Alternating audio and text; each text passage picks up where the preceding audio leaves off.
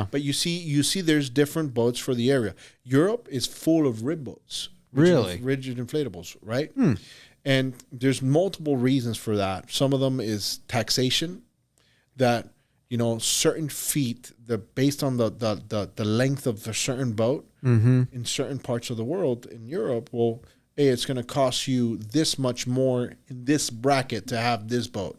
So the higher you get, the more you get gouged, right? Like, like over here, we're pretty lucky that, you know, you can have a big boat in Florida and, you know, you're not getting hurt because your boat is bigger than the next guy's. Right. Yeah. Right. Over there, you do get hurt. So, so that restricts, and manufacturers will make boats based on the customers that they're dealing with.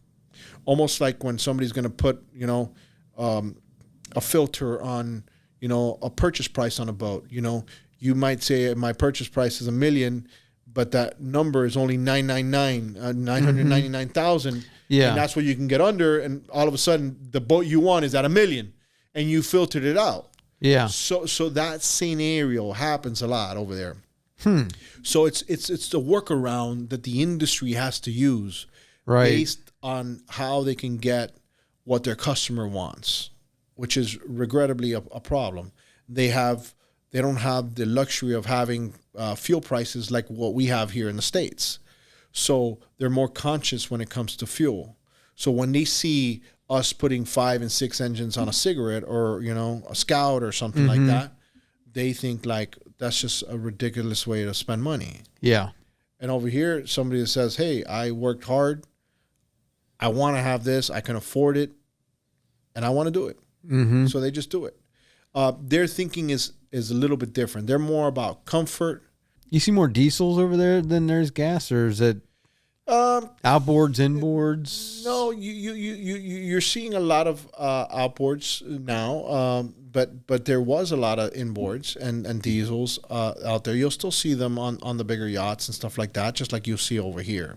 But the outboards just still more price wise. Well, yeah, the trend has been for the last couple of years that it makes sense to put an outboard on a certain engine, on a boat, right? It's a lot easier to maintain in most cases, right?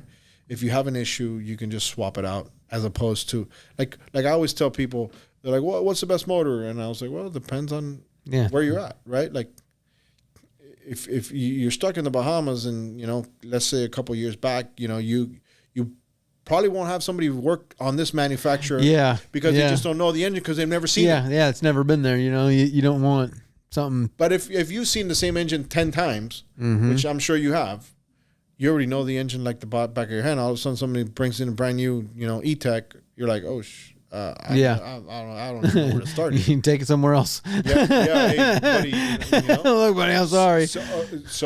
But then again, if you live in a neighborhood and in a town or a lake that's all they have and that's all they run, then I tell you, go get an E-Tech. Yeah. Right. Yep. It just makes sense. Yeah. Like if you see there's pockets, like right now there's a trend, and I'm a little biased because I have a sponsor which is going to be at the show, that they sell Suzukis.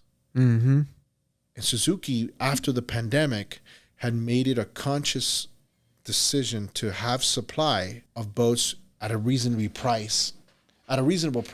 Yeah.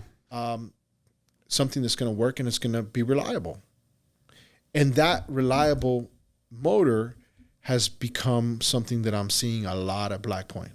Like the other day when I had somebody at the boat ramp, they're like, man, I see like for every 10 boats, they're like 6 or 7 are Suzukis. Yeah, it's crazy.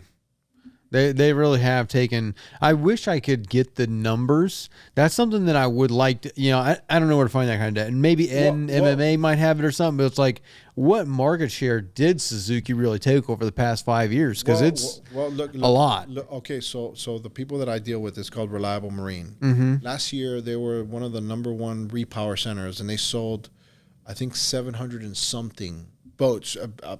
Repower could be multiple motors. Yeah, you know? It's weird how they do that. So think about that on the repower level, and that's the way I see it is like that's 700 and something people seeing that motor and they like it. And they're gonna tell everybody, or when they're with somebody, I like this motor. Yeah. And that's not saying that Honda doesn't build a fantastic motor, which they do. Yep. Mercury builds a fantastic motor, and so does Yamaha Tahatsu. I did a video, letting them all talk about their particular outboards. And even in Dusseldorf recently, I saw companies that I've never seen, even Chinese companies, and I was like, hey, I want to know about these brands and about these companies, because you don't see them in the States. Yeah. You never know what's going to be next, right? But yeah, that would be an interesting scenario. But I think where they understood their audience. Well, and the price point, because you can get right now. You're talking. It's not like, oh, one engine's $3,000 less than another. It's 10, 15 grand less. Like it's a big number. Well, think about it. Like, there's a guy that I did a video with. He's a commercial guy. He put 9,000 hours on his 250 Suzuki. Wow. And I saw him at the boat ramp the other day, and he's like, this one's got a year, and it's got 3,500 hours in a year. Yeah. So think about that. The average person won't put... They won't put 35 in their lifetime. 35, 40, right? Yeah. Right? Imagine the amount of time that these guys have out on the water. Hey there, sorry to take you away from the video, but real quick, did you know that on average a boat owner will spend between $1,000 and $5,000 a year just on servicing their engine? And you could actually pocket and save a lot of that money if you would just do the service yourself. It might seem like a daunting task, but I guarantee you virtually everyone can do it with our guidance and the Boaters program. This is just one skill that you could learn inside the program, because we have hundreds of other videos teaching you all kinds of boating skills, as well as a weekly live stream where we have questions and answers with me, as well as a chat feature where you can send videos and pictures, ask all kinds of questions, or look for some advice or some guidance on a project that you're doing on your boat. You can join the program by hitting the first link in the description, clicking join, or visiting bornagainboating.com. Now back to the video.